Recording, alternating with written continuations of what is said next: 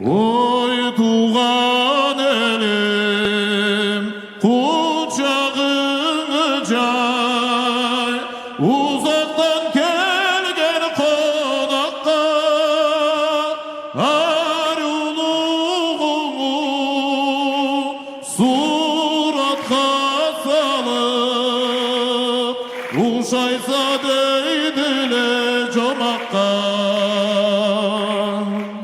Subay kızların, jigit yaşların, halkımızga yükten bergen, canım korb olsun, canım korb olsun, ömürlege tuğan elime.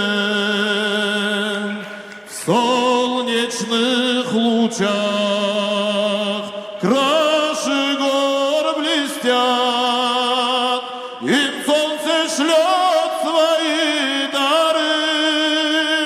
Если б кто-то смог к сердцу их прижать и унести в груди своей, canım korb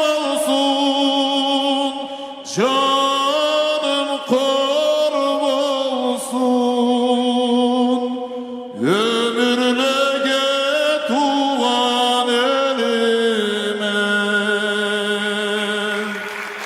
Sağ ol, Allah ömrünüzü uzun etsin.